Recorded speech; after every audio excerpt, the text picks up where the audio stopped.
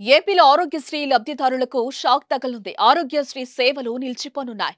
Pending బిల్లులు అధిక మొత్తంలో రావాల్సి ఉండటంతో మే 22వ తేదీ నుంచి ఆరోగ్యశ్రీ సేవలు నిలిపివేస్తున్నట్లుగా స్పెషాలిటీ ఆసుపత్రుల సంఘం తెలిపింది.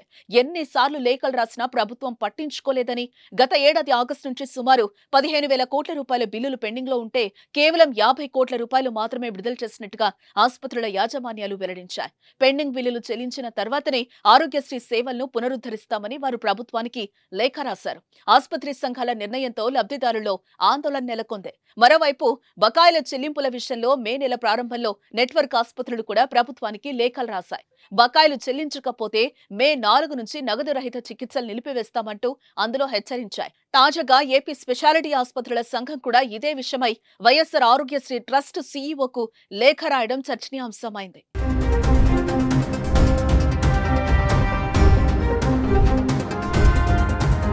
అత్యవసర సేవలు అందవేమోనని ఆవేదన వ్యక్తం చేస్తున్నారు. ప్రభుత్వం స్పందించి స్పెషాలిటీ ఆసుపత్రుల యాజమాన్యాలతో చర్చించాలని కోరుతున్నారు. ఆరోగ్యశ్రీ సేవలు నిలిపివేయకుండా కొనసాగించాలని విజ్ఞప్తి చేస్తున్నారు. ఎంతో మంది పేదవారికి ఆరోగ్యశ్రీ పథకం అండగా ఉంది. లక్షల్లో విలువ చేసే వైద్యం ఉచితంగా అందిస్తున్నారు. అటువంటి సేవలు నిలిపివేస్తే ప్రజలు ఇబ్బంది పడే అవకాశం ఉందంటున్నారు. దివంగత మాజీ ముఖ్యమంత్రి వైఎస్ రాజశేఖర రెడ్డి ఈ పథకాన్ని 2007 ఏప్రిల్ 1న రాజీవ్ ఆరోగ్యశ్రీ అనే పేరుతో ఆవిష్కరించారు.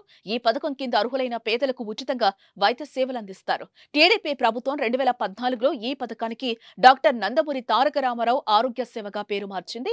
అయితే వైఎస్ జగన్మోహన్ రెడ్డి పదవిలోకి వచ్చిన దగ్గర నుంచి దీని పేరు ఆరోగ్యశ్రీగానే కొనసాగుతోంది. వైసీపీ హయాంలో ఆరోగ్యశ్రీ పరిమితిని 25 లక్షలకు సీఎం జగన్ పెంచారు. ఆరోగ్యశ్రీ పరిధిలోని చికిత్సలకు కుటుంబానికి 25 లక్షల వైద్యం ఉచితంగా అందిస్తారు.